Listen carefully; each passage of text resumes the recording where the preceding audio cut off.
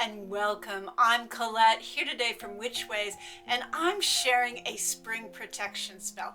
And I'm so excited to be doing my very first collaboration with 7 other witchy creators. And the hashtag that we're using is Springtime Protection, so keep your eye out for it and check out their videos. And this hashtag is open for all other witchy content creators to join in and use. And here are the other content creators that are making this video collaboration with me. Hi, my name is Aurora, and my channel is Lavender Hazelwood Witches, and I'm from the USA. Hi there, I'm Kara from Pagan Crafting, and I'm from Canada. Hi, I'm Peck from Peckish Pagan from the shores of the Great Lakes. Hi, my name is Shadow from Shadow Sun, and I am from the USA. Hi, I'm Star from Starlight the Wild Witch, and I'm from the USA. Hi, I'm Tuva from Tuva the Norse Witch, and I come from England. Today I'm sharing a horizontal protective wreath that is not round, that you can more easily place above your door or your windows. And just in case, like me, you are unsure of your ability to consistently make a wreath that turns out well, I'm going to share a couple of variations that are also a little quicker, a little easier for you to make that still work the same way. I tend to do my main protective wreaths and bundles and things like that at winter solstice and at summer solstice. But I do add other protections throughout the year as I am called or as I need to. I think most of us think of the magic of spring as being related to fertility and new life, but it's still a time that we need protection. And so for this spell, I'm going to call on the power of resiliency, survival, will, and strength, because that is also showing up in the way that new plants emerge despite sometimes very wintry conditions. I chose Pussy Willows as the main base because they remind me a lot of spring. And also willow is very powerful magically, and it is protective and flexible, and it's also associated with the crone, who can be quite fierce and very protective and is a good being to have at your back when you're in a tight spot. However, you can use any base that you choose. You can use any sticks that haven't leafed out yet. And I'm just going to start by dividing my branches in half and overlapping the cut ends in the center.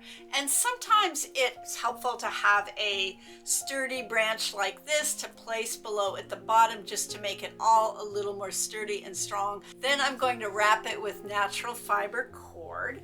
And today I'm using some brown twine that's 100% natural and will decompose. And I'm just using the brown because I'm going to put other things on top of it, and I don't want it to stand out a lot. I'm going to finish it off with black yarn. As I'm wrapping that twine around that base of Pussy Willows, I'm just going to try and talk to the spirit of the willow tree and ask it to help me being protected and flexible during the changeable time of year that is spring. If you feel you'd like a round wreath that is a little more traditional looking, I would suggest trying what I call birch wisps. And these are these strong, flexible, wispy-like things that fall to the ground at this time of year. And they are so flexible that you don't even need string to secure them. And what I do is I just take, I'm just going to unravel it a little bit here so that you can see what I've done. So I just take the wisps and wrap them around until I get a shape I like. And like I say, they stay in pretty well. Like when I'm all done, I might look at the loose ends and just kind of tuck them in here and there to make sure that they make me happy in the way that they look. When you use birch as a base, it brings a slightly different energy to your magic. And birch carries a little bit more of that energy of new beginnings, purification, renewal, But in general, all trees are a little bit protective, and you can use any that call to you. Once I have that base set up, then I start adding in some other herbs and plants, and you can add any plants that feel right to you, any that you know of that are protective that you have on hand, and any that are looking nice at this time of year are always good to add. So I'm going to add rosemary because it's an evergreen herb. It looks good at this time of year. It's strongly protective, and it also is associated with fire, which can represent the sun that is getting a little stronger every day. And fire is also protective. Once I've finished putting that rosemary on, then I'm going to add a few clumps of pine needles. And I just found those on the ground around town, and I really often find them as I'm going about my daily walks. I like pine because it's a protective plant. It holds the energy of longevity and health. And also to me, it's associated with the winter that we're moving away from towards the summer that is the other half of that duality. And you can substitute fir branches if you find those more easily in your neighborhood.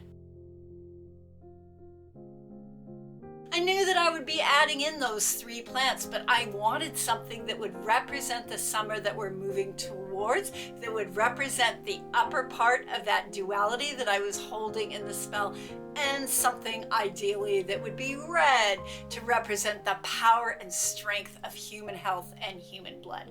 And I was thinking, maybe red roses. But when I was grocery shopping, I found something even better, and then the whole spell clicked into place for me. They had these cute little decorative hybrids of St. John's wort, which is a very powerful plant, and St. John's wort is perfect. I was really excited to find them. And St. John's wort is strongly associated with the summer solstice, and the holiday of St. John's Day falls right after summer solstice, and a lot of people in Western Europe tend to just carry over their old summer solstice traditions and tack them onto St. John's Day.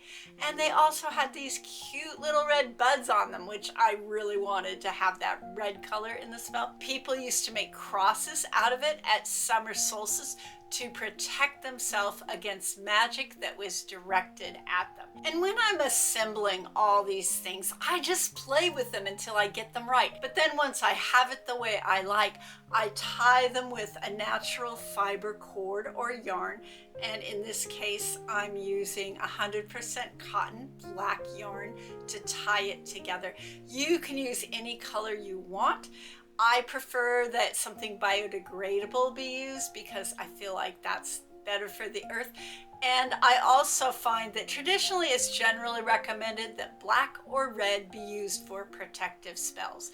At the end, once I'm done tying the yarn around it and everything feels really secure, I will tie 4 knots to make it solid. I like 4 for stability and protection, and also to represent the 4 seasons. To be honest, I never know how my wreaths are gonna turn out. They could look good, or they could look sort of okay, or they could look like a big mess.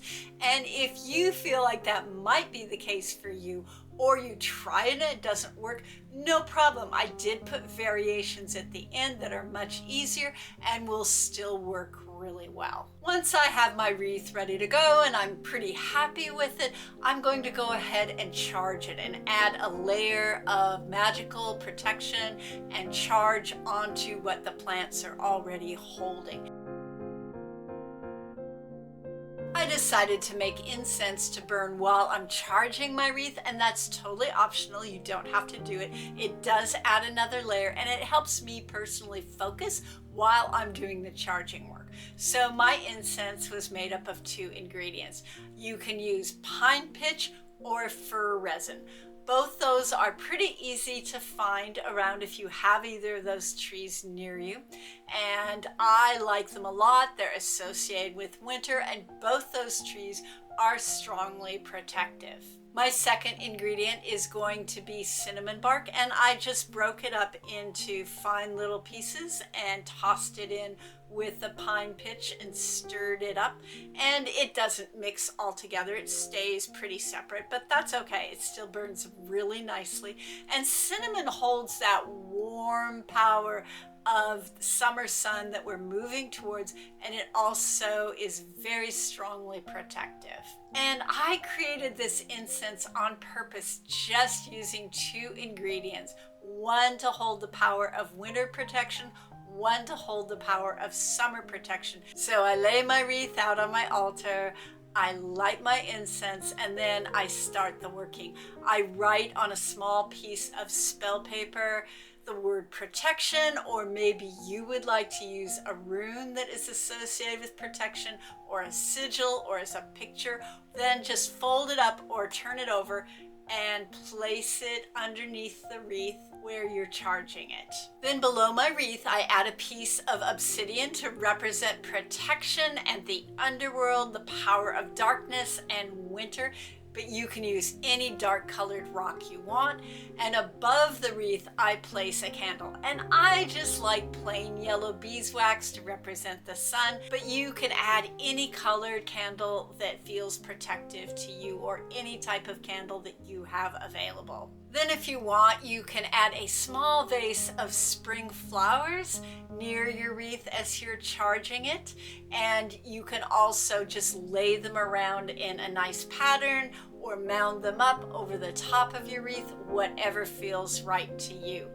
Even though these spring blooms look really delicate, they're actually really tough and have a lot of magical strength in them, because they have to be really strong to survive the cold that often is happening at this time of year, even though it's spring. If you have a method of activating spells that you really like, you can do that. Just lighting the candle will often activate it. For me, what I like to do is pull in a little energy of earth and sky and let myself go into a slightly softened magical space.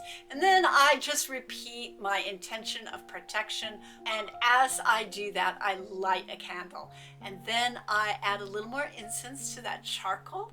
And I just keep adding a little bit more incense periodically until the candle burns all the way out.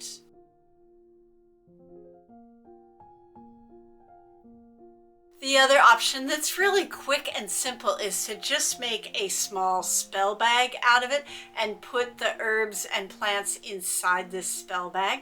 And then when you charge it, just close it up and lay it on your plate and do the regular charging that I mentioned, or just charge it with your breath if that's easier for you, rather than adding those other things.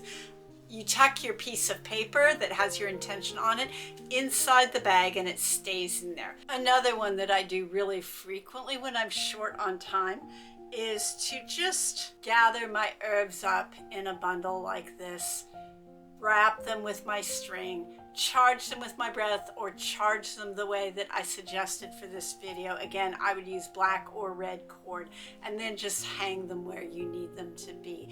And that's really quick and simple and works really well. I end up doing that one all the time. If you enjoyed this video, let me know in the comments, and I look forward to seeing what other people are going to do with this hashtag. I know there's going to be a lot of great videos out there, and as always, I really appreciate it when you hit the like and the subscribe button. Thank you all. And I'd also appreciate it if you take a look at my Patreon page and consider subscribing. So until next time, stay safe and be well.